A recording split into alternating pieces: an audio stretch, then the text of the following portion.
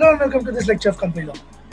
In this lecture, we are going to go through section 68, which speaks about buyback of securities. What do you mean by buyback of securities? Buyback of securities means, say, for example, company A issues its shares to the public, and now company A wants to purchase some shares, from the public itself.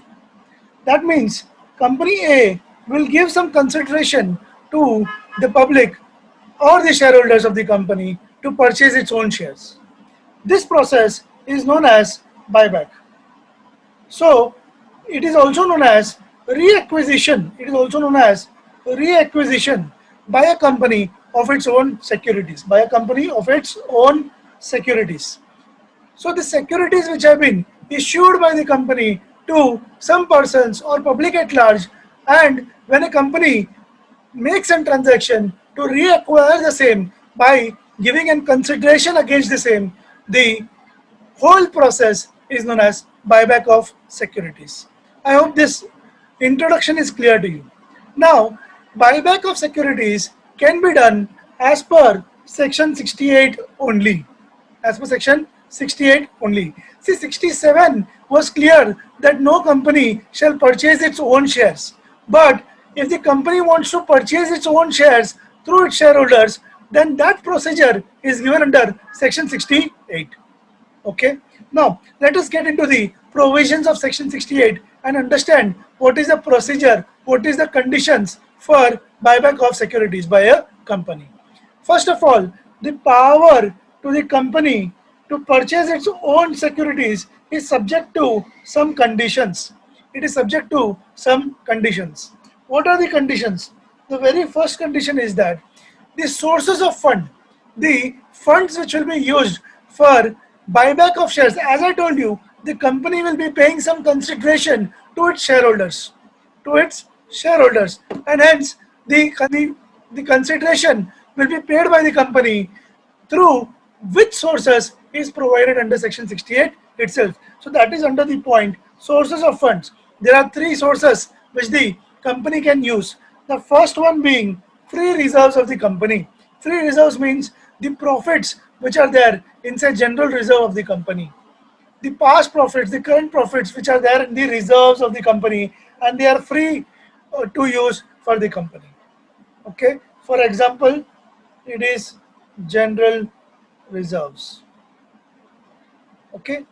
Next is securities premium account. The securities premium account balance can also be used by the company for buyback transactions, for paying the consideration in case of buyback. See, this we had also done under section 52, which was regarding utilization of securities premium account. Okay, one of the utilization was buyback of shares. It can be used for buyback of shares. The next one is company may come up with an fresh issue. It may use the proceeds of the issue of any shares or other specified securities for the purpose of buyback. But you have to understand there is one caveat over here. Caveat is it cannot be made out of an earlier issue. That means this issue, the proceeds for which the issue is used, shall be a fresh issue by the company. I hope this part is also clear. Now, the other conditions for buyback are it has to be authorized by articles of association. This is a common point which will be there in most of the transactions. Any transaction that the company has to do, it has to be authorized by the articles of association of the company. This point is clear. Next, the company has to pass a special resolution in general meeting. What do you mean by special resolution? Special resolution means 3/4 or 75% of majority of persons shall vote in favor of the transaction. Okay, but there is an condition over here that which we will try to understand. If the buyback is for 10% of less of the total paid up capital plus free reserves, that means the buyback is for 10% or less, 10% or less of total paid up equity capital of the company plus the free reserves of the company, then a board resolution shall be sufficient. A special resolution will not be required. Only a board resolution is enough if the total amount of buyback transaction is less than or equal to 10% of paid up equity capital, paid up equity capital plus free reserves of the company, plus free reserves of the company. Okay, this point is very important, extremely important point from case study and even from MCQ purpose also. Okay, so I hope this point is clear. Now, where is special resolution required then? Because as I told you, board resolution is sufficient if it is less than 10%, but special resolution will be required if it is more than 10%. If it is more than 10%, but up to 25%, 10% to 25%. A special resolution will be required. What will be required over there? A special resolution will be required. Now, what is this 10% and 25% of? Again, aggregate paid up equity capital plus free reserves of the company. Plus free reserves of the company. So it is possible in a case study, they might provide you a balance sheet in which you will be having the figures of total paid up capital of the company, free reserves of the company, and other reserves also will be given to confuse you.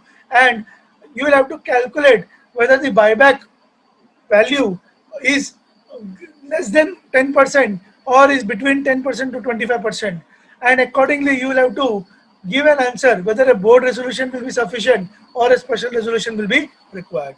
This kind of case study might appear from this particular clause.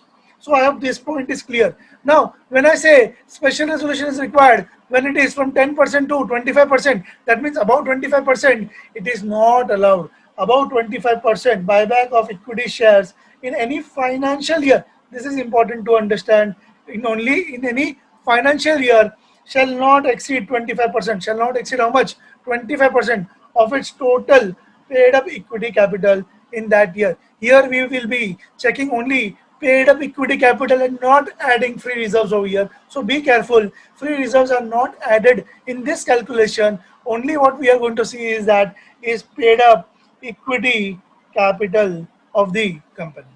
And whether it is exceeding 20, if it is exceeding 25%, it will not be allowed. And 25% in a financial year.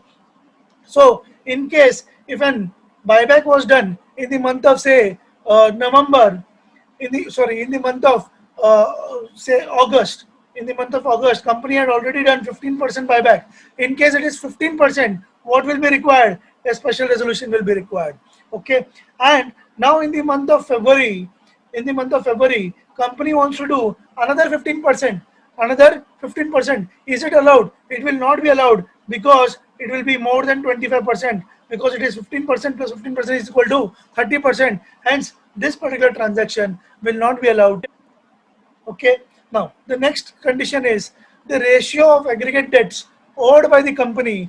That ratio shall not be more than how much? 2x. 2x means 2 times. That is twice the paid up capital plus free reserves. Twice the paid up capital plus free reserves. Okay, this point is also clear. It is possible that in the balance sheet, this next point in the case study might be for you to calculate whether the debt ratio is more than twice of the paid up capital as free reserves. If it is more than twice, then the buyback cannot be done. Okay, and this free reserves will include securities premium account also in this case for the calculation of aggregate debts only. Okay, next, all shares or specified securities shall be fully paid up. There should be no partly paid up shares in the company. Okay, this part is also clear. Next, buyback of shares or specified securities. If such shares are listed on any stock exchange, then the company will have to follow the Companies Act. Not only the Companies Act, but also the SEBI regulations, because SEBI Act are applicable to companies which are listed. Okay, so wherever a listed company is buying back its own shares, then the company will also have to do it in accordance with the SEBI regulations. There is SEBI regulations, there is SEBI Buyback of Securities Regulations 2014, which will have to be followed by or adhered by the company. If the company is not listed, company is unlisted company, then in that case only the rules which are prescribed under the Companies Act, will have to be followed by the company. So I hope this point is also clear. Next, no offer of buyback shall be made within a period of 1 year from the date of closure of preceding offer of buyback, if any. So, in case a company comes up with a buyback, say in the month of August, a company comes up with an buyback and it is closed in the month of August, then the next offer shall be at least 1 year later. So no offer of buyback shall be made within a period of 1 year from the date of closure of the preceding offer of buyback. Again, an important point which has to be understood. Okay, this point is also clear. So in this case, the company can come up with an only after August 30th of next year and September of next year. Okay. Now, what is the procedure for buyback? First thing, the company will have to give notice in which special resolution is proposed to be passed. That is the meeting in which the buyback will be considered at the general meeting where a special resolution is to be passed. Then such a notice shall be given to the shareholders accompanied with the explanatory statement. I have already uploaded an video which is explaining about the explanatory statement, which is covered under section 102. Please go and check that particular video. Now, what is this explanatory statement going to state? It is going to state full and complete disclosure of all the material facts. Whatever are the material facts, they have to be fully and completely disclosed by the company in the notice, in the explanatory statement. What is the necessity? What are the reasons for such buyback? What are the reasons for such buyback? What is the class of shares or securities intended to be purchased under the buyback? What is the amount to be invested under the buyback? What is the amount to be invested under the buyback? Because the company will be paying consideration to such shareholders. Okay, to such shareholders. Now, what is the time limit for the completion of the buyback? What is the time limit for the completion of the buyback? This also has to be given in the explanatory statement. There is a condition which is given, that is every buyback shall be completed within 12 months from the date of passing of the resolution. So, from the date of resolution passing, within 12 months, the buyback transaction has to be completed by the company. Otherwise, the resolution will be invalid or it will be now be expired, and the company will have to again pass a new resolution in case they want to come up with an buyback. I hope this point is also clear. This is also an important point, very important point. Okay, buyback can be done by the company from the existing shareholders or security holders on proportionate basis. On which basis? Proportionate basis.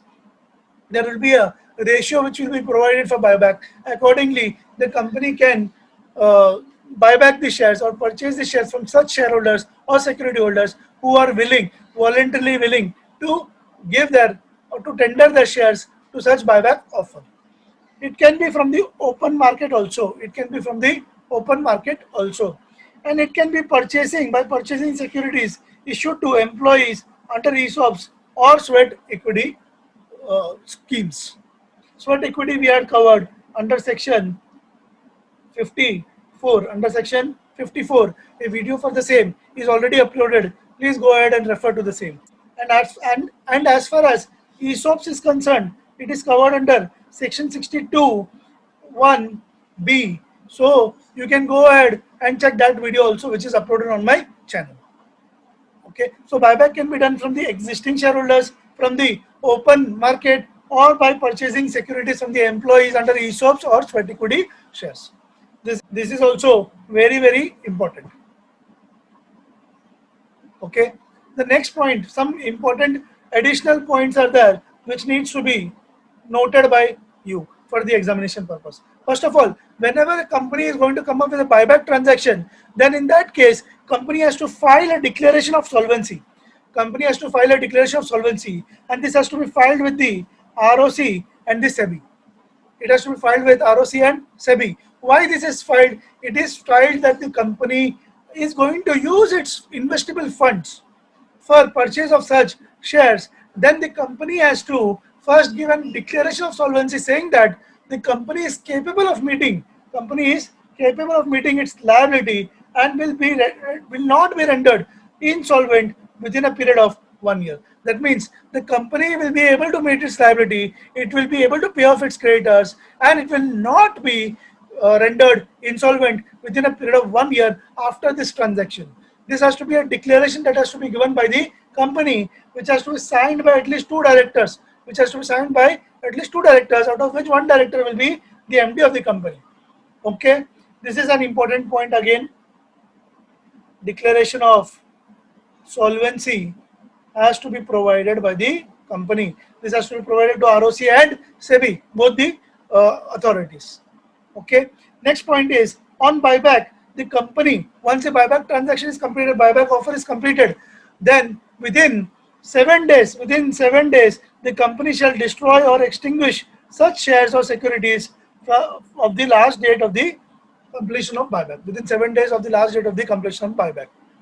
So once the company purchases its own shares will get extinguished or destroyed by the company within 7 days. This is also important. If the company does not do this, then the company will face penalty on the same, which I will go through in the following points. Next point is the buyback. On buyback, company shall not make any issue of the same kind. See, company buys back its own shares and then again issues the shares. It will be contradictory. Company has some cash reserves with it, hence it is buying back its shares. But now, company again, if it wants to issue shares, that means company is in requirement of funds. These two are contradictory situation. Hence, there is a lock-in period. Once you buy back any shares of any kind or securities, then within 6 months, you cannot come up with another issue of same kind of shares or securities. That means there is a lock-in of how many? 6 months. That means for 6 months, company cannot issue same kind of shares or securities within a period of 6 months. Except exceptions are there. Company may issue bonus shares, or if there are any conversion which is to happen, it is convertible debentures or any loan which is converted into equity shares, those are allowed, but any other issue by the company will not be allowed within 6 months of the completion of buyback. Very important point once again. Please do note these points and try to revise this very carefully. Okay, this section 68 of buyback is extremely important from examination point of view. Company shall maintain a register of shares so bought back. That is, register of buyback has to be maintained by the company. Register of buyback has to be maintained by the company, and the consideration and date of cancellation or extinguishment or physically destroying shall also be maintained in such register. So I hope this point is also clear to all of you. So these were three important additional points which were there. Apart from that, on completion of the buyback, the company will have to also file a return of buyback with the ROC and SEBI. Within how many days? Within 30 days of such completion. Within 30 days of such completion. Okay. So a return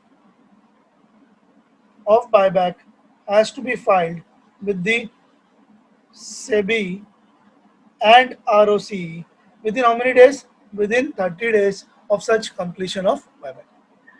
Okay, so this point is also clear. Now, in case the company makes any default in complying with the provisions, of this section, or any regulations made by SEBI, in case it is a listed company, then SEBI regulations will be applicable, and any default is made by the company, then the company shall be punishable with fine which is not less than how much? 1 lakh rupees, but which may extend to how much? 3 lakh rupees, 1 lakh to 3 lakh rupees. And every officer of the company who is in default shall be punishable with imprisonment which may extend to how much? 3 years. 3 years imprisonment can be given to such officer in default, and a fine shall be not less than 1 lakh and can be maximum how much? 3 lakhs. So 1 lakh to 3 lakh can be the fine which may be levied on the officer of default also.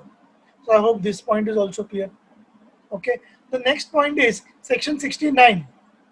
Section 69. Section 68 is complete. Section 69 is also a part of buyback provisions itself. What does this say? It says that where a company purchases its own shares, it is out of reserves or securities premium account. As I told you, there are three ways in which the company can purchase its own shares. One is free reserves, second is securities premium account, third is fresh issue proceeds. Okay, but if the company purchases it out of reserves or securities premium account, then in that case, sum equal to the nominal value. What nominal value of the shares purchased shall be transferred to which account? Shall be transferred to CRR account. CRR account is capital redemption reserve account, and it shall be applied only for issue of fully paid up bonus shares.